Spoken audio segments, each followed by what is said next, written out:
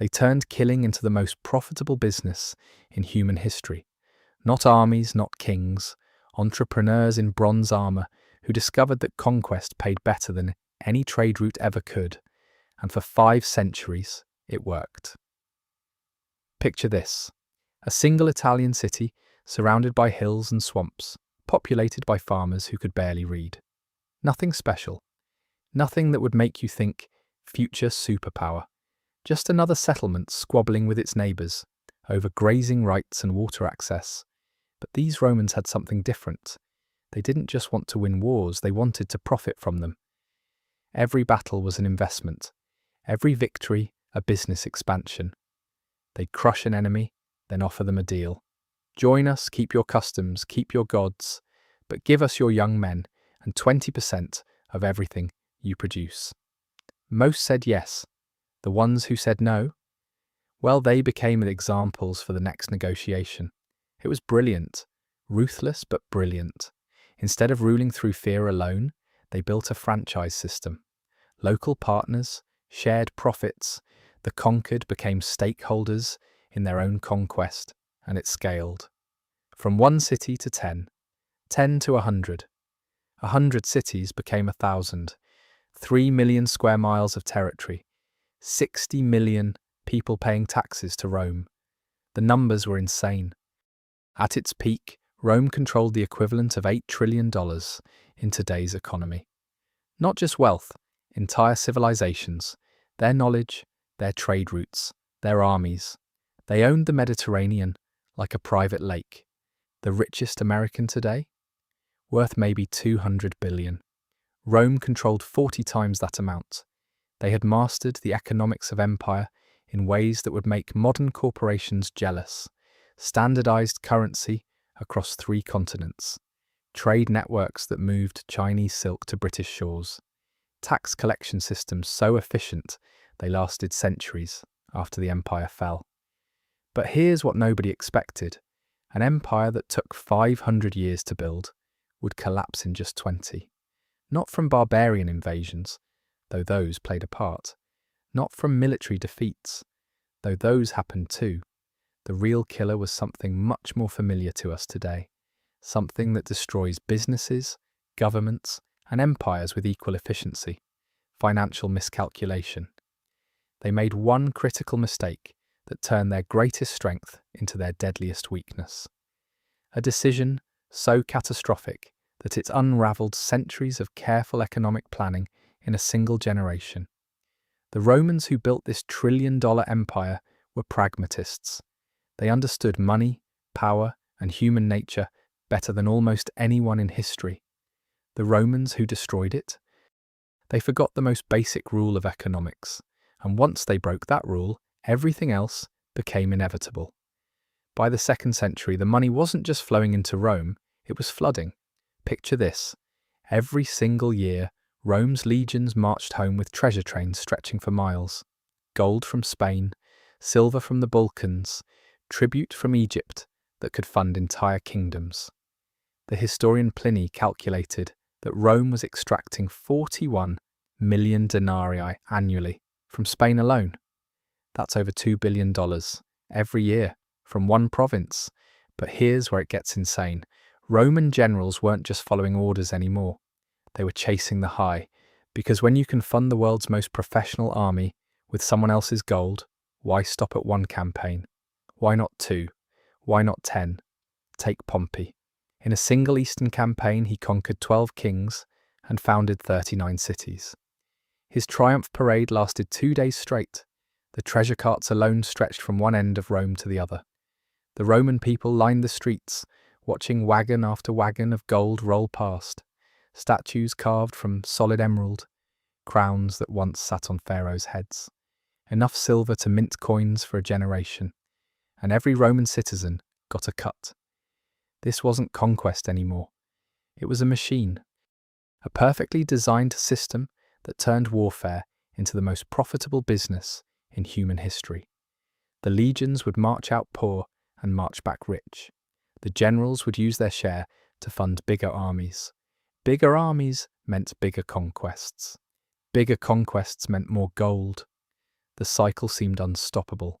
Rome's economy was growing at rates that would make Silicon Valley jealous. Wealth was pouring in faster than they could count it. The city itself transformed into something the world had never seen. Marble temples rose overnight. Aqueducts stretched across continents. Roman engineering projects made the pyramids look quaint. But someone was paying attention to the numbers, and they noticed something that should have terrified every Roman alive. The machine had developed an appetite. Rome wasn't just spending the treasure it conquered, it was spending more than it conquered. The legions needed constant feeding. The citizens expected their dividends. The infrastructure projects never stopped.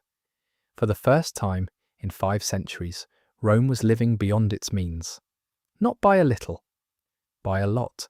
And when you're an empire built on other people's money, there's only one solution to cash flow problems. You need to find more people to rob. Except Rome had already conquered everyone worth conquering. The easy targets were gone. What remained were barbarian tribes with nothing but mud huts and axes. The machine was about to eat itself, but the Romans couldn't see it yet. They were too drunk on their own success, too blinded by the endless parade of gold. They had forgotten the one rule that built their empire in the first place, the rule their ancestors understood perfectly. And what happened next would prove that even the mightiest empire in history was just 20 years away from total collapse. And what happened next would prove that even the mightiest empire in history could suffocate on its own success. By 180 AD, Rome had run out of profitable enemies to conquer. Think about that for a second. The machine that had devoured half the known world for 5 centuries suddenly had nothing left to eat. Germania was too poor. The Scottish Highlands were worthless rocks. Mesopotamia was a money pit that drained legions faster than it filled treasuries. The war machine ground to a halt. But here's the nightmare scenario nobody saw coming. Rome's economy didn't just rely on conquest, it was addicted to it. The legions needed pay. The citizens demanded bread and games. The infrastructure required constant repair, all of it funded by the endless flow of plunder that had just stopped. The empire was spending 40 million denarii a year just to maintain its borders. Without fresh conquests, that meant bankruptcy. What happened next was pure chaos. Desperate generals started fighting each other for the throne, not out of ambition, but out of economic necessity. Each civil war cost more than conquering an entire province used to bring in. The Praetorian Guard auctioned off the imperial throne to the highest bidder in 193 AD. They sold the Roman Empire like a piece of furniture. But it gets worse. The competing armies didn't just fight each other. They pillaged their own provinces to fund their campaigns. Roman legions, once the protectors of civilization, began tearing apart the very territories they were supposed to defend. Picture this: Spanish silver mines abandoned because the workers fled. Egyptian grain shipments hijacked by rival generals. Entire cities in Gaul burned to the ground by Roman soldiers looking for quick cash. The empire was literally eating itself alive. And then came the moment that shattered everything. In 235 AD, the Emperor Alexander Severus was murdered by his own troops. Not for treason, not for incompetence, because he couldn't pay them. What followed was 50 years of pure madness. 50 different emperors in 5 decades, most of them dead within months. The Roman currency collapsed so completely that people started bartering with grain and cattle again, like they were living in the Stone Age. The greatest economic miracle in human history had become its own worst nightmare. Military commanders carved up provinces like wedding cakes, each claiming to be the true emperor. Britain went independent. Gaul formed its own empire. The eastern provinces declared their own Caesar. Rome's trillion-dollar empire had shattered into a dozen squabbling kingdoms, all because they forgot one simple truth their ancestors understood perfectly. Sustainable wealth isn't built on conquest. It's built on production.